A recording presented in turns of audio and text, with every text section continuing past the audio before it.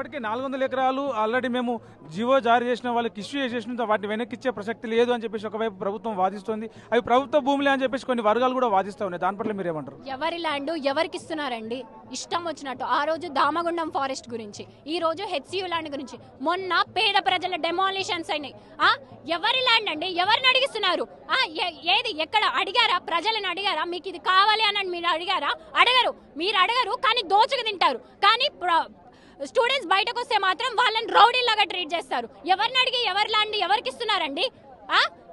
ఒక్కసారైనా అసలు ప్రజల దగ్గరికి మీరు అడిగారా? ప్రజలకి ఏం కావాలో అడిగినారా? అడగలేదు కదా. అడగకుండా ఎవరి ల్యాండ్ ఎవరికో ఇవ్వడం, ఎవరికి దోచిపెడుతున్నారు? మాది అంటే మీ తాత ఇచ్చిందా? మీ ముత్తాత ఇచ్చిందా? లేకపోతే నువ్వు ఉద్యోగం చేసి సంపాదించినావా ఈ ల్యాండ్ని? ఈ ల్యాండ్ ఎవరిది? జమీన్ మంది, జల్ మనయి. ఇక్కడ ఉన్న ప్రతి ఒక్క మనిషి ఈ తెలంగాణ రాష్ట్ర ప్రజలది. వాళ్ళదేంటండి? వాళ్ళదే ఎవరిదండి ఇది? ఇప్పటికే కొన్ని జింకలు నెమ్మలన్నీ కూడా భయంతో ఎగిరిపోతా ఉన్నాయి, పక్కకు పారిపోతా ఉన్నాయి, అరుస్తూ ఉన్నాయి. అంటే వాటి పట్ల మాకు బాధ చేస్తుందని చెప్పి హెచ్సియు విద్యార్థులు చెప్తున్నారు. నిజంగా నైట్ పూట మీరు ఇక్కడ ఉంటున్నారు కాబట్టి, క్యాంపస్లో ఉంటున్నారు, ఎట్లా ఉంది పరిస్థితి? ఇక్కడ ఉంటున్నాం కాబట్టే తెలుస్తుందండి. జింకలు ఎక్కడ పోతాయి? మొత్తం బయోడైవర్సిటీ రాత్రికి రాత్రి చెట్లన్నీ కొట్టేసిర్రు. బుల్డోజర్స్ 100 బుల్డోజర్స్ పంపించారు. ఇంతగా ఎందుకు చేయాలి అసలు జింకలు, పక్షులు ఇవన్నిటి ప్రాముఖ్యత మీకు తెలుసా? చదువుకోలేదా అసలు మీరు? ఎన్వైరన్మెంట్ ఎంత పెద్ద టాపిక్ అది.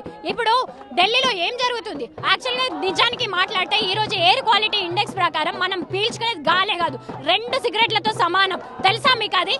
ఈ జ్ఞానం లేకుండా మీరు ఏం చేస్తారండి? ఇక్కడ ల్యాండ్ అంతా అమ్ముకొని అమీర్లై, కోటీశ్వర్లై యూకేలు యుఎస్ లో వెళ్ళి పడుకుంటారా? ఏం చేస్తారండి అసలు మీరు? మీ పిల్లలేమో ఎడ్యుకేషన్ యూకేలో యుఎస్ లో చదవాలి, వాళ్ళేమో అక్కడ మంచి గాలిని పీల్చుకోవాలి. ఇక్కడ ఉన్న వాళ్ళు ఈ పొల్యూటెడ్ గాలిని పీల్చుకొని చచ్చిపోవాలా? It's the lungs of Hyderabad and we need to protest that.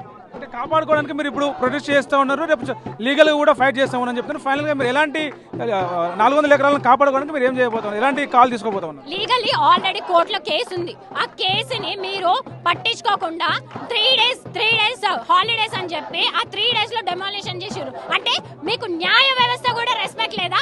Democracy మీద రెస్పెక్ట్ లేదా? పాటించారా మీరు అసలు?